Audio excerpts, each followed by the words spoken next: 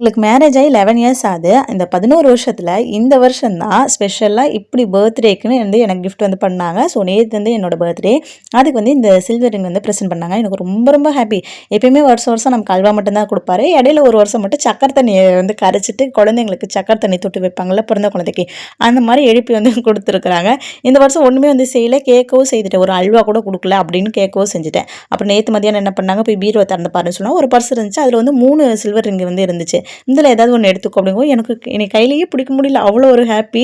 சரின்ட்டு அவங்க ஒன்று தான் எடுக்க சொன்னாங்க. நான் 2 வந்து எடுத்துட்டேன். அப்படி இப்படின்னு பேசிட்டு ஈவினிங் வந்து எங்கள் பாப்பா வந்து எனக்கு கிஃப்ட் கொடுக்குறேன்னு சொல்லிட்டு இந்த ஒரு லெட்டரும் க்யூட்டாக வந்து ஒரு பிரேஸ்லெட்டும் வந்து செய்து கொடுத்துருந்தா. அதை பார்த்து எனக்கு அதை விட சந்தோஷம். ஏன்னா நம்ம பிள்ளைங்க நமக்காக வந்து ஒன்று செய்கிறாங்கங்கும்போது அது நம்ம பர்த்டேலாம் ஞாபகம் வச்சு செய்கிறாங்கும்போது ரொம்ப சந்தோஷம்.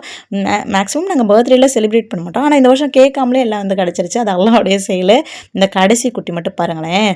அது வந்து அச்சு முறுக்கு சாப்பிட்டுட்டு இருந்தது. இவங்க கிஃப்ட் கொடுத்ததை பார்த்துட்டு இது வந்து அச்சு முறுக்கு எடுத்துகிட்டு வந்து வேகமாக ஹார்ட் மாதிரி உடச்சி இதான் என்னோட ஹார்ட்டுன்னு சொல்லி வந்து கொடுத்துருச்சு. சரி, இன்னைக்கு வீடியோக்குள்ள வந்து வருவோம். லஞ்ச் செய்யலாம்னு சொல்லிட்டு ஃபஸ்ட்டு அரிசியை வந்து தண்ணியில் போட்டுட்டு உலைக்கு வந்து அடுப்பில் வந்து வச்சு விட்டுட்டேன்.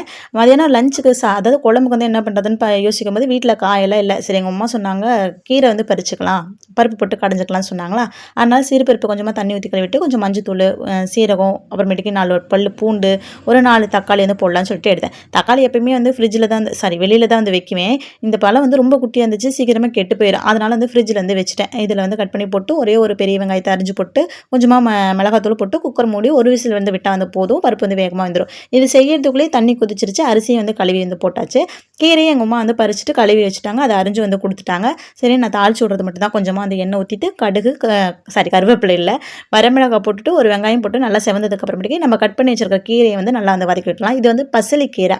இது வந்து அப்படியே போட்டோம்னா கொஞ்சம் வந்து வளவளன்னு இருக்குமா, அது நல்லா இருக்காது. இந்த மாதிரி வணக்கிட்டு போட்டோம் அப்படின்னம்னா அந்த வளவளப்பு தன்மை இருக்காது. கீரை அதாவது பருப்பு கூட சாப்பிடும்போது ரொம்ப நல்லாயிருக்கும். இது அவ்வளோதான், ரெடி ஆகிடுச்சு.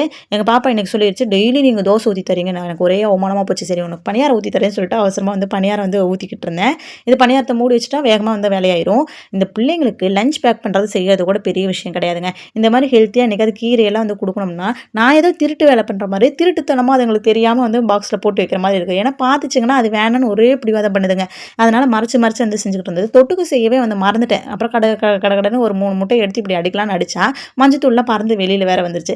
சரின்ட்டு அப்படியே ஸ்கிராம்பிள் பண்ணி வச்சிடலாம், அது பையனுக்கு பிடிக்கும். அதனால் வந்து அப்படியே முட்டையை ஊற்றிட்டு எண்ணெயை ஊற்றிட்டு லைட்டாக வந்து பிரட்டி எடுத்தோம்னா அவ்வளோதான், ஸ்கிராம்பிள் எக் வந்து நல்லா ரெடி ஆயிரும்.